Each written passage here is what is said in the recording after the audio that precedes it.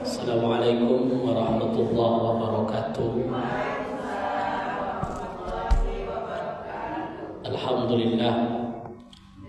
Alhamdulillah liwahidil atiyah, wassalatu wassalamu ala khairil bariyah wa ala alihi wa sahbihi zawid nufuziz zakiyah. Asyhadu an la ilaha illallah wahdahu la syarika lah wa asyhadu anna Muhammadan abduhu wa rasuluhu la nabiyya ba'dah.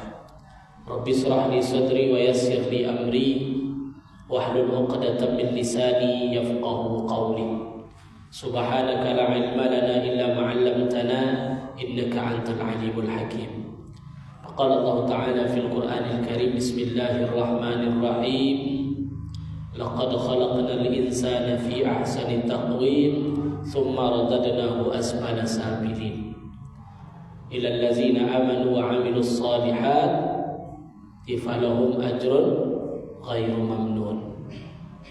Ibunda semua yang saya hormati, mungkin akan sedikit berbeda pada sore yang berbahagia ini. Banyak agenda acara, mulai acara pernikahan, libur sekolah, ngambil rapor akhir tahun.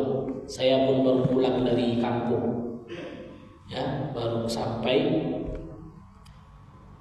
Dan pada sore yang berbahagia ini kita bersyukur kepada Allah, Allah pertemukan kita kembali. Mudah-mudahan langkah kita ke rumah Allah ini mendapatkan nilai ibadah berlipat ganda di sisi Allah Subhanahu wa taala. Amin ya rabbal alamin. Berselawat kita kepada Rasulullah sallallahu alaihi wasallam. Allahumma shalli ala sayyidina Muhammad wa ala ali sayyidina Muhammad. Mudah-mudahan di yaumil mahsyar kelak kita mendapatkan syafaat dari beliau pada hari tidak ada pertolongan kecuali ada sosok manusia yang Allah berikan izin untuk diizinkan menolong orang lain, yakni Nabi besar Muhammad sallallahu alaihi wasallam. Pada sore yang berbahagia ini kita mungkin tidak terlalu panjang ngajinya, karena ada beberapa hal kesibukan juga pada sore yang berbahagia ini. Apalagi memang akhir-akhir Desember ini itu bulan nikah. Orang nyari momentum libur, banyak acara. Kalau pas lagi libur sekolah, belum lagi sunat Rasul, acara khitan, acara pernikahan bisa ramai. Kalau tengok bulan kalender di Kuwait itu, nikah yang paling banyak itu di Desember inilah. Paling banyak orang yang berijab kabul. Mulai dari orang yang gadis sampai orang yang janda-janda. Banyak nikah di bulan ini. Namun setiap langkah apapun yang kita jalankan hidup di dunia ini, pasti ujung-ujungnya adalah doa. Rabbana atina fid dunya hasanah wa fil akhirati hasanah wa qina azabannar. Ya Allah, anugerahkan kepada kami kebahagiaan di dunia. Ya Allah, anugerahkan kepada kami kebahagiaan di akhirat. Kita mau dua-duanya, bahagia dunia, bahagia akhirat. Ada orang mengatakan tidak usahlah terlalu bahagia di dunia, yang penting di akhirat bahagia. Tapi doa yang diajarkan dalam Al-Quran, Rabbana atina fid dunya hasanah. Ya Allah, baikkan kami di dunia. Apa makna baik di sini? Tentu bahagia. Wa fil akhirati hasanah. Ya Allah, hendaknya kami juga baik di akhirat. Maka kategori hidup manusia itu kan ada 4. Sa'idun fid dunya wa sa'idun fil akhirah. Bahagia dunia, bahagia akhirat. Ada yang sa'idun fid dunya, syaqiyun fil akhirah. Orang yang bahagia di dunia, celaka di akhirat. Ini orang-orang yang ingkar tapi kaya raya.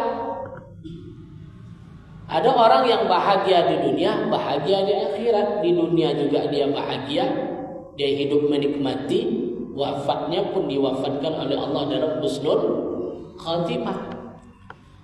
Ada orang yang diberikan oleh Allah kebahagiaan di dunia, sa'idun fid dunya wa syaqiyyun fil akhirah, tapi tidak bahagia di akhirat. Ini adalah orang-orang yang ingkar kepada Allah. Di dunianya hidupnya berkecukupan, enak, bahkan kaya raya, sehat, anak-anaknya baik, istrinya baik, tapi ingkar kepada Allah, kafir. Kan banyak orang-orang yang kafir itu kaya raya, dia menguasai semuanya. Maka orang seperti ini, orang ketika di dunia dia bahagia, tapi di akhirat syaqiyyun, mereka akan merugi, akan celaka karena tidak membawa iman. Makanya syarat masuk surga itu yang pertama apa? Islam dulu, beriman itu syaratnya. Itu syarat mutlak. Sebaik apapun orang, tapi kalau imannya tidak ada, maka dia tidak akan masuk surga. Oh bapak tuh ya, dia bukan beriman, tapi baiknya minta ampun. Ya, bahkan dia bangun masjid. Ada nggak yang bangun masjid? Banyak. Ya, dia bangun masjid. Ya, dibelikan ibu-ibu mukena, rebana, segala macam, langsung dipilihnya. Padahal dia tidak muslim. Umpama contoh, kan baik dia sangat baik. Kalau secara logika seharusnya dia masuk. Ini logika, ini mainnya. Ada orang baik, ya, sama orang dia tidak pernah dengki, jujur malah. Sedekahnya banyak. Secara logikanya kan dia orang baik, pasti masuk surga, tapi tidak beriman. Pernah ulama bertanya, apakah Allah itu adil seperti ini?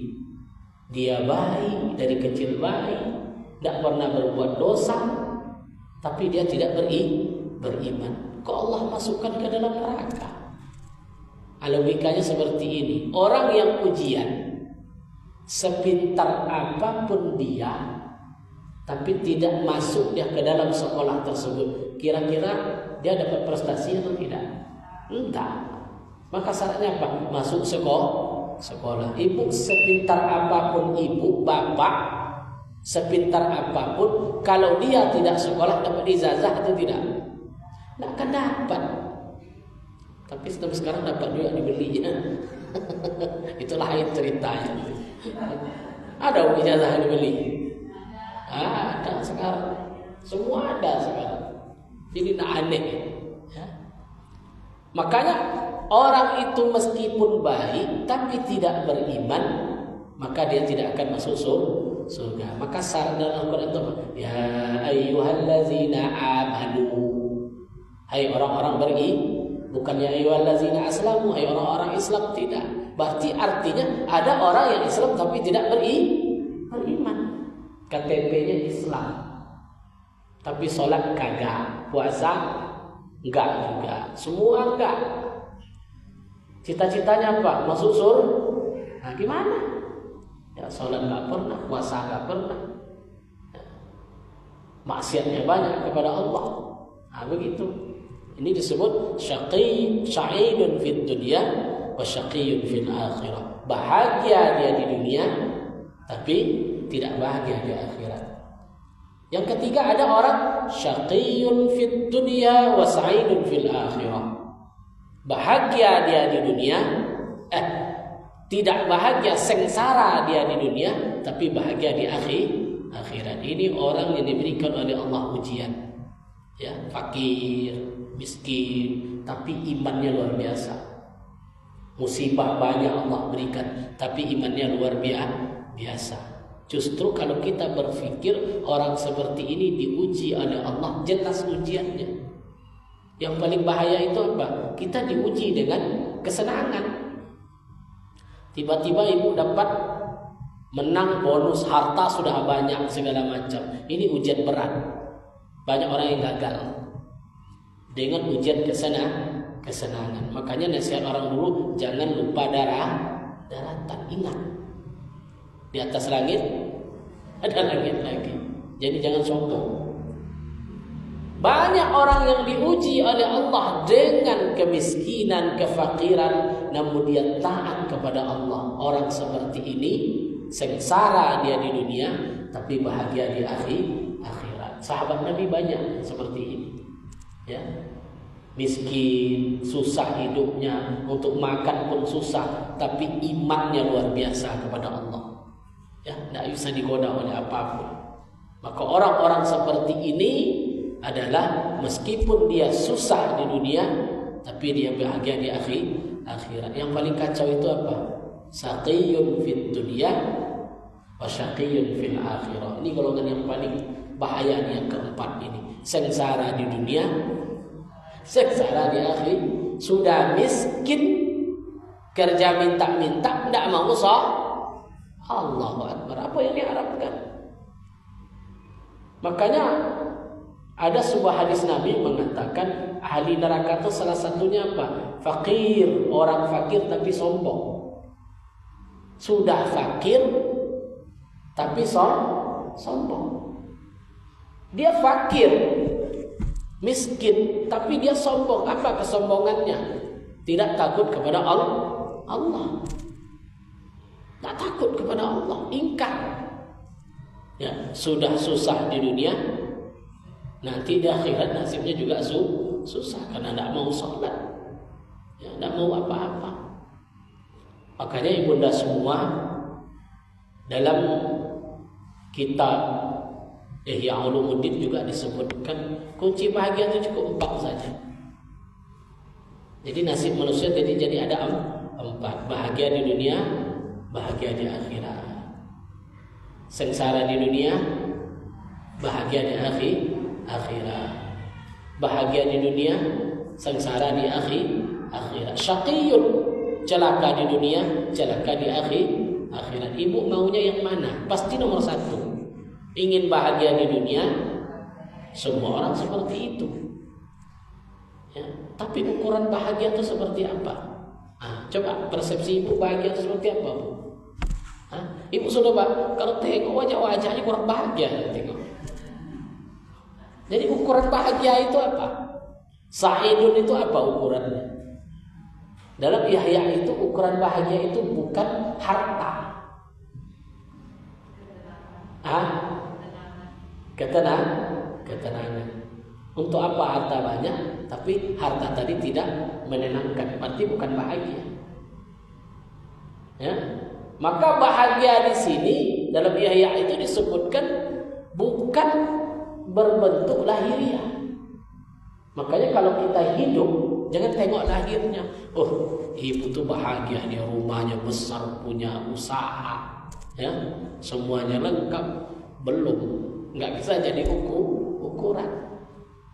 Karena menurut Imam Al-Ghazali dalam Ihya itu kunci bahagia itu hanya 4. Yang pertama, qalbun syakir. Hati dia itu selalu dipenuhi oleh rasa syukur. Karena bentuk syukur artinya dia bahagia. Pasti orang bahagia bersyukur. Nah, itu saja kuncinya. Wa may yashkur fa inna ma yashkuru li nafsihi, kata Allah. Barang siapa yang bersyukur, berarti sudah cukup dalam dirinya. Dia mensyukuri diri sendiri. Maka syukur itu terbagi 2. Syukur kepada Allah, syukur kepada manusia. May yashkurin nas la yashkurillah. Siapa yang tidak bersyukur dengan manusia, berarti dia tidak bersyukur kepada Allah. Jadi syukur ini maknanya berterima kasih. Jadi orang yang tidak berterima kasih kepada manusia, berarti dia tidak berterima kasih kepada Allah. Suami ibu manusia atau tidak? Manusia. Bersyukurlah ibu. Tapi tidak ikhlas jawabmu. Syukur, Ustaz, syukur. Apa maknanya di sini? Berarti orang yang tidak bersyukur dengan manusia tidak bersyukur kepada Allah. Betul, qalbun syakir. Hati yang selalu dipenuhi oleh rasa syukur kepada Allah. Maka orang yang selalu dipenuhi oleh syukur, kata dalam kitab Ihya tadi, akan memunculkan sifat bahagia. Kira-kira orang bersyukur itu standarnya apa? Banyak nggak orang yang dapat harta banyak tapi dia tidak bersyukur? Banyak. Banyak yang justru dia hidup secukupnya tapi dia bersyukur. Makanya kuncinya tadi rasa syukur kepada Allah. Jadi banyak nasihat saya kepada orang-orang yang sudah nikah ini yang pertama, kunci bahagia kalian itu adalah rasa syukur. Meskipun nanti ketika kalian menikah, saya bilang punya rumah bagus, bertingkat, mobilnya banyak, semuanya cukup, tapi ketika nilai ketaatan kepada Allah itu hilang, maka keberkahan itu akan dicabut oleh Allah Subhanahu wa taala. Yang banyak terasa sedikit. Seperti apa orang seperti ini? Orang yang tidak pernah merasa cukup. Yang kelihatan itu apa? Kurang. Karena materi itu selalu kurang. Itu sifat manusia. Wa khuliqal insana, dalam Al-Quran Allah katakan khalu'a. Allah ciptakan sifat dasar manusia itu selalu berkeluh kesah. Dapat mobil satu, waduh, kok mobilnya kayak gini? Ya, dapat begini, kok seperti ini? Bangun rumah, kok rumahnya seperti ini? Pasti ada kurangnya. Akhirnya ibu itu sibuk dia merenovasi tiap tahun rumah, dan juga siap-siap. Karena tidak pernah menemukan kepuasan. Orang yang bersyukur kepada Allah, disitulah tandanya orang tadi sudah merasa cukup kepada Allah Subhanahu wa taala. Jadi apa kunci yang pertama tadi, Bu? Hati yang selalu bersyukur. Yang kedua, dalam Ihya disebutkan kunci manusia itu bahagia apa? Lisanan zakiran, lisan yang selalu berkata baik-baik dan zikir kepada Allah. Ini ketaatan. Makanya hubungan bahagia, kalau ibu ingin bahagia lahir batin, kuncinya apa? Taat. Itu nggak bisa lepas itu. Karena maksiat itu para ulama mengatakan membuat kita gelisah. Nawwiru manazilukum bis-shalah, kata Rasulullah. Beri rumahmu sinar dengan salat wa tilawatil Quran, dan baca Quran. Beri rumahmu cahaya, beri rumah tanggamu cahaya, kata Nabi. Ini Rasul yang mengatakan langsung. Nawwiru manazil. Manazil itu maknanya rumah kita, tempat tinggal. Nawwir, beri dia cahaya, kata Nabi. Dengan apa dia diberi cahaya? Bis-shalah. Yang pertama salat. Kalau di rumah itu telat bangun, jangan harap ketenangan ada. Ketenangan ada tapi subuh. Kenapa? Bangun semuanya kesiangan. Tak ada yang sholat subuh. Na'udzubillah. Ya, anak sudah balik tak sholat subuh. Gimana mau mengajarkan anak-anak sholat? Kenapa subuh saya gambarkan? Karena subuh ini berat. Kalau mungkin maghrib, isya, asar, zuhur masih bisa terkendali. Tapi kalau sudah masalah subuh, ada orang tua yang cuek padahal anaknya sudah wajib sholat, tak dibangunkan, berdosa orang tua tadi. Atau ibu suaminya masih tidur, ibu sudah bangun, ibu tidak bangunkan dia, berdosa ibu. Kenapa? Kalau sempat dia bangun habis subuh, padahal kita sudah bangun, wajib ibu. Udah Ustaz, udah saya bangunkan tapi dia tidak bangun-bangun. Doakanlah tidak bangun-bangun. Selesai. Artinya apa? Tugas kita hanya berikhtiar. Kalau sudah nggak mau lagi bangun, ya udah. Itu urusan dia dengan Allah. Tapi ada kewajiban di sini. Makanya disebut nawwiru manazil. Ini sholat dulu disebutkan. Sholat. Karena sholat itu akan memunculkan cahaya. Kalau sesuatu yang memunculkan cahaya, dia akan nampak. Ibu gelap, di tempat yang gelap itu yang kita butuhkan apa? Cahaya. Ya, untuk apa rumah itu lampunya sampai 50 watt, terangnya bukan main, tapi tidak ada kebahagiaan. Kenapa?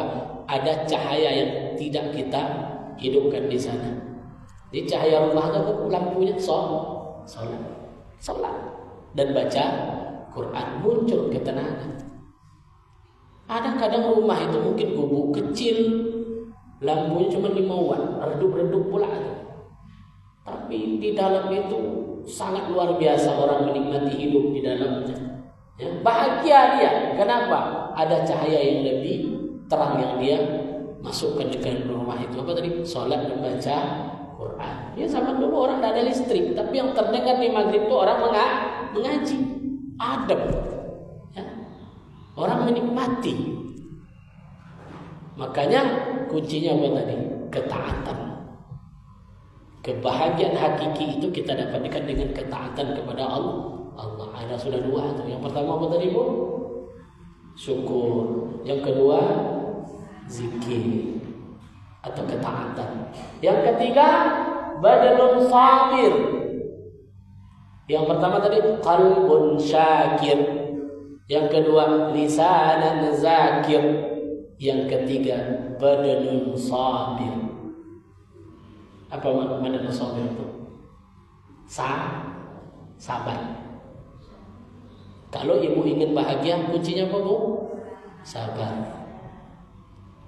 Ya, ada WA masuk ke saya, Ustaz, katanya, suami saya sudah selingkuh, katanya. Sabar, Bu, saya bilang. Katanya marah dia kan? Marah dia. Adalah jemaah yang ada di WA saya simpan.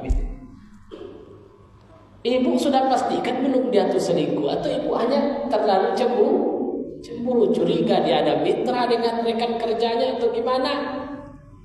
Kayaknya udah pasti. Kalau sudah kayaknya belum itu, Bu, saya bilang. Jangan menyiksa diri sendiri. Tapi udah lama saya pendam, Ustaz, udah 4 tahun katanya. La ilaha illallah. Sudah berapa lama? 4 tahun. Bukan orang sini. Jadi ibu jangan tanya siapa, tidak ada. Ya, bukan jamaah sini, bukan jamaah Syakir, pokoknya saya nggak sebutkan, tapi ada WA-nya. Sabar, saya bilang ke ibu tadi. Karena curiga terlalu berlebihan, tidak boleh juga.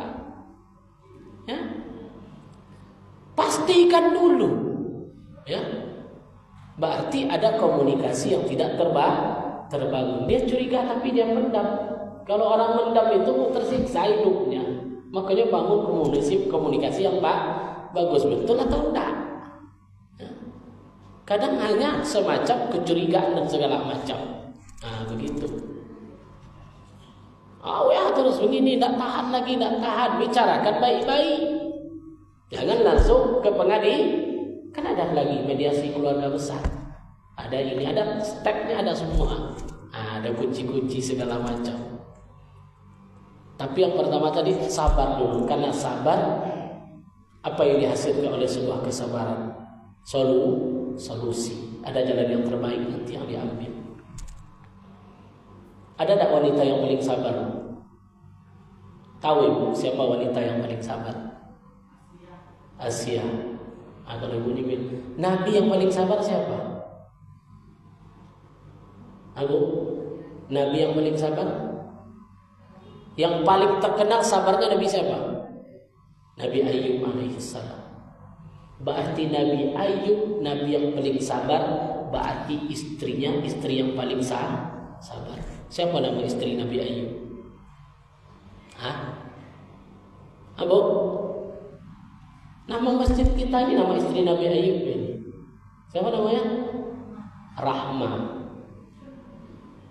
Rahma binti Efraim bin Yusuf. Berarti ada hubungan dengan Yusuf. Kalau ada hubungan dengan Nabi Yusuf, Rahmani cantik atau tidak? Datuknya dia Nabi Yusuf. Cantik atau tidak? Tak tahu ni ibu ni tak lempel sama Rahmah tu. Jangan sok cantik pula ibu lagi. Lebih cantik Rahmah ini. Istri Nabi Ayub. Anaknya 12 orang.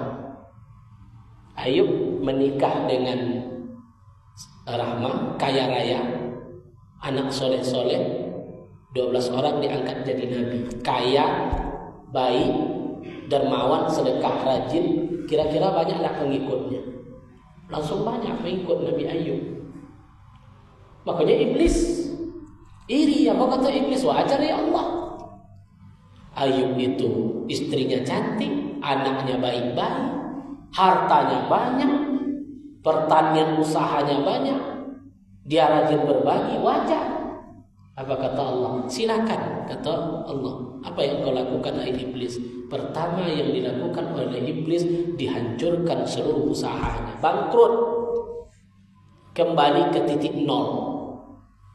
Berarti dari kaya langsung miskin. Akhirnya apa yang terjadi? Istrinya terpaksa membantu Nabi Ayub untuk bekerja.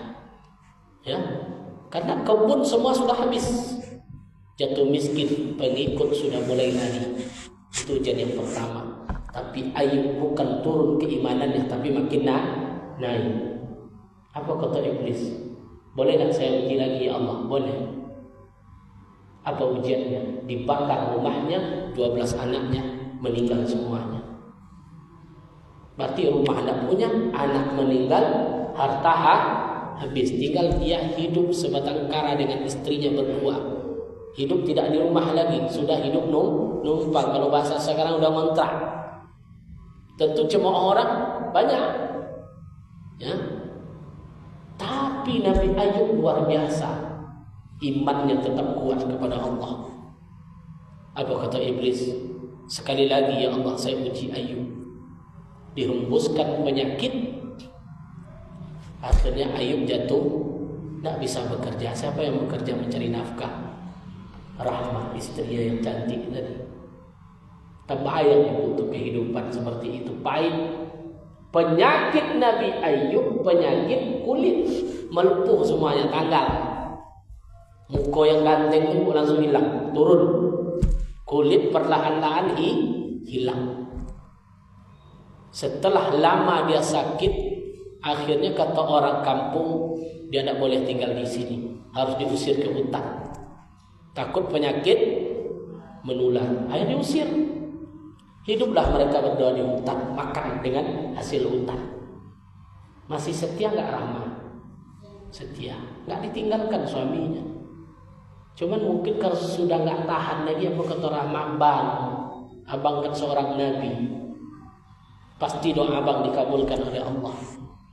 Apa jawab Nabi Ayub ketika itu? Wahai istriku, berapa lama kita bahagia diberikan oleh Allah kekayaan, kecukupan? 20 tahun kata Rahmat. Terus berapa lama engkau merawat aku dalam keadaan sakit? 7 tahun. Berapa lama Bu? 7 tahun. Kok baru setahun ya Allah, suami saya sakit ya Allah. Kok sehat-sehat lah ya Allah, kalau enggak? Apa Bu? Kalau sehat kan lah ya, kalau enggak capek dipanggil ya Allah. Apalagi pangeran baru sudah datang WA-nya. Kan biasa ado-ado itu Bu. Kan suaminya sakit, 11 tahun, datang WA kawan. Kawan lama waktu sekolah SMA dulu kan. Gimana kabar suaminya? Katanya kan. Adalah. Allah ada. Muncul doa yang tadi. Rahma berapa tahun tadi? 7 tahun dia baru minta doa. Bang berdoa lah bang, bukan dia lari. Abang kan Nabi. Marah Ayub. Apa sumpah Nabi Ayub? Tengok dalam Al-Quran. Andai aku sehat wahai istriku, aku cambuk engkau 100 kali. Aku cambuk engkau. Kalau sehat saya besok, kata Ayub, saya cambuk engkau 100 kali. Kenapa mengeluh? Tapi sabar terus. Rahmat tadi. Nah, kamu dia ngomong lagi. Dia urus terus suaminya. Sekarang udah 2 tahun udah selesai itu pun ada lagi ya. Saya banyak mendapatkan laporan ke kantor itu tuh masalahnya. Suaminya 2 tahun ini udah kemana-mana dia. Udah nonton dia dengan orang lain kan. La ilaha illallah. Padahal suami tadi kunci surga ini ya.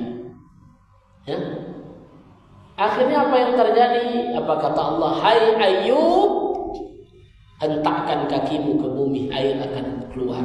Mandilah dan minumlah, maka engkau akan sehat.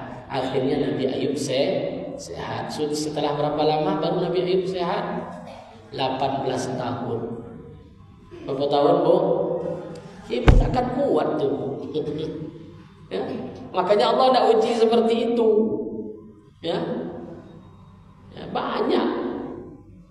Ketika sudah sehat ingat nazar sumpahnya. Apa sumpahnya tadi? Mencambuk istri. Bingung Ayub, udah dirawat dia saya 18 tahun, gimana saya mencambuk dia?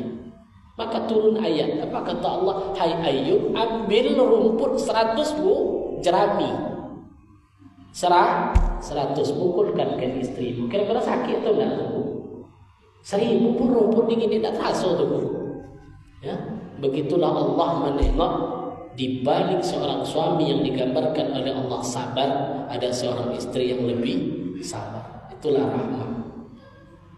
Makanya namanya diabadikan dalam Al-Quran.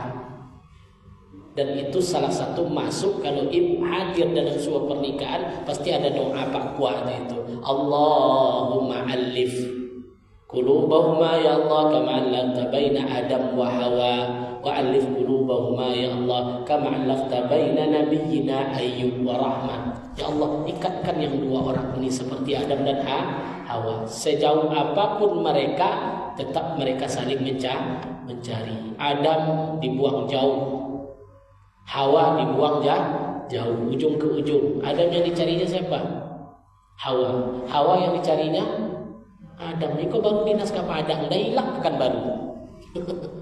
Nah, berarti tidak ada lagi konsep Adam Hawa. Jadi dahsyat doa tadi. Ya Allah, satukan orang ini sebagaimana Engkau satukan Ayub dengan rahmat. Sesakit apapun mereka berdua tetap saling menjaga. Kan luar biasa bahagia itu.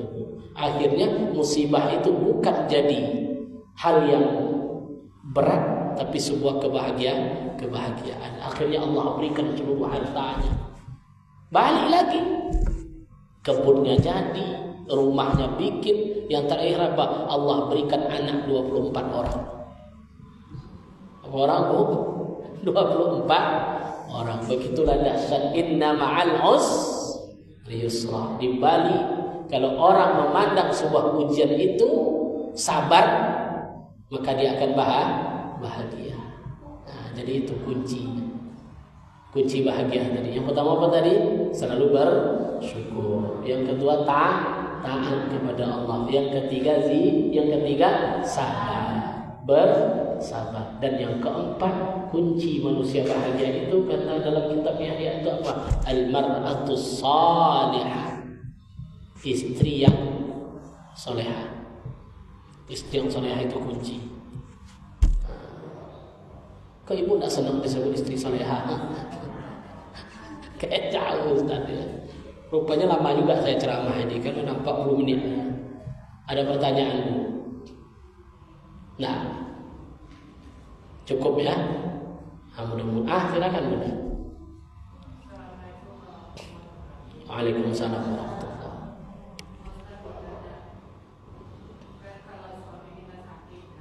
Ya.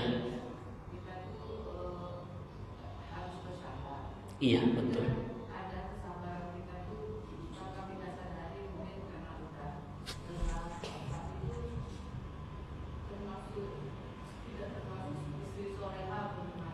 Masuk soleha, ibu sabar dengan lelahnya tadi. Tetap bersabar. Sabar itu ada batas atau tidak Bu? Nggak ada batas. Cuma karena kita manusia biasa, kadang-kadang jadi bolak-balik hati tadi.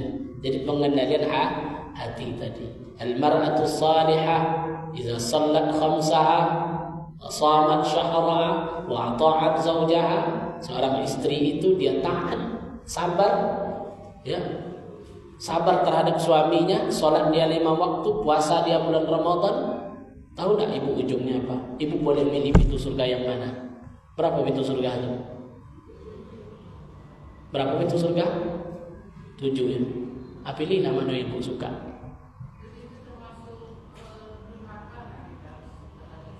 Yang mana Bu? Keluar kata-kata tidak baik gitu. Nah itulah masalah. Lisan tadinya. Oh salah. Apa lagi? Bang cepatlah bang pergi. Kau salah kan? Hilang nanti amalan kita. Karena yang terucap itu kadang-kadang bisa menghilangkan amal ibadah. Ya, amalus shalihah yuwazzilu an ghibah. Setiap ucapan mulut banyak yang menghilangkan amal soleh. Pahala itu udah banyak, cuman karena kata-kata tadi terhapus dia, gugur. Makanya jaga lisanan, kan lisan tadi, kunci yang kedua tadi. Kita harus pandai menjaganya.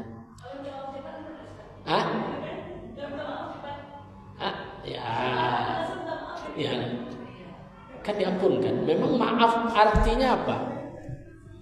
Makanya suami itu sebetulnya harus ada forum suami juga yang saya ceramah sebetulnya. Gak bisa sembarang. Suami itu sebetulnya kan banyak tugas, banyak yang tidak menyadari. Kadang-kadang seorang suami masak itu kewajiban siapa? Nyuci, nyapu rumah, suami sebetulnya semuanya. Jadi bonusnya luar biasa yang itu lakukan. Karena itu jangan gara-gara ini sampai di rumah kacau pula dan mau masak. Heran suaminya, kok istri saya tak masak? Ustaz katanya abang lewat. Itu ibu panen pahala, bonusnya di situ luar biasa. Ibu menggantikan peran suami. Makanya ibu-ibu itu pahalanya banyak, luar biasa pahalanya. Cuman kadang-kadang nggak kita sadari begitu. Ya, nggak kita sadari. Tapi keluarga modern hari ini tidak kayak dulu. Kalau kami yang milenial sekarang, milenial kan? Saya masuk milenial saya. Itu lebih cenderung peran di rumah itu sudah sama hari ini. Pandangan orang-orang terdahulu mungkin yang tradisional suami istrinya semua kan masak. Jadi kalau pandangan hari ini saya tengok catit-catit juga begitu pola pikirnya sekarang. Masak ya udah sama-sama aja. Nyuci sama-sama. Karena bagaimanapun pemahaman tentang kehidupan keluarga itu kan sudah mulai paham. Apalagi kita ada namanya bimbingan perkawinan. Jangan bukan tepuk sakinahnya Bu ya. Karena ada yang viral tepuk sakinah pula yang viral kan. Tahu ya Bu tepuk sakinah itu? Enggak sampai ke ibu ya tepuk sakinah. Sehingga yang jadi tepuk sakinah dulu Pak, kok tepuk sakinah pula kan? Ya Allah. Jadi di sini tanpa dia sadari peranan ibu-ibu itu banyak yang bisa membawa ke dalam surga. Tapi kuncinya tadi ibu, lisannya terjaga. Sama kayak nyuci kan pahalanya luar biasa. Ini bukan kerja dia, cuman sambil nyuci itu mengerutu masalahnya. Iko yang jadi masalah, membuat hilang pahala itu. Paham pola bang ini jalan terus kan? Ini. Di sini yang jangan hilangkan pahala tadi oleh kata-kata. Simpan saja di dalam, jangan sampai dia keluar. Baik Bunda, mungkin itu saja. Nanti kita sambung lagi. Saya mohon doa, saya mau cepat juga. Kebetulan mertua sudah di ICU ini, prima. Yang laki-laki. Mertua saya yang tanah itu kan dia yang beli dulu tuh, yang tempat kami tinggal sekarang itu. Pak Haji Azwir. Jadi mohon doa Bunda semua ya. Mudah-mudahan Allah berikan kesembuhan. Itulah doa yang terbaik. Karena beliau memang udah uzur, istri saya aja anak terakhirnya. Memang sudah berumur. Makanya sering saya di rumah itu kadang-kadang gantian ya. Jaga anak, istri ke sana yang bergantian ya. Dan kalau ada yang sakit di antara keluarga kita, mudah-mudahan diangkat penyakitnya oleh Allah. Yang wafat diampunkan, yang banyak masalah Allah berikan solusi. Ya, Allah berikan kita, keluarga kita keberkahan, ya, usaha dan semuanya. Amin ya rabbal bihazihi al-Fatihah. A'udzubillahi minasyaitonir rajim. Bismillahirrahmanirrahim. Shiratal ladzina an'amta 'alaihim. Na'udzu billahi minasyaitonir rajim. Bismillahirrahmanirrahim. Alhamdulillahi rabbil alamin wal 'aqibatu lil muttaqin wa la 'udwana illa 'alal zalimin. Allahumma anfa'na bima 'allamtana wa 'allimna ma yanfa'una wa zidna 'ilma. Allahumma aghnina bil 'ilmi wa zayyinna bil hilmi وأكرمنا بالتقوى وجملنا بالعافية. اللهم طول عمرنا وصحح أجسادنا ونور قلوبنا وثبت إيماننا وأوسع أرزاقنا يا الله يا رب العالمين. اللهم اغفر لنا ذنوبنا ولوالدينا وارحمهما كما ربنا صغارا. ربنا آتنا في الدنيا حسنة وفي الآخرة حسنة وقنا عذاب النار. سبحان ربك رب العزة عما يصفون وسلام على المرسلين والحمد لله رب العالمين. اللهم صل على سيدنا محمد طب القلوب ودوائها وعافية الأبدان وشفائها ونور الأبصار وضيائها وعلى آله وصحبه وسلم.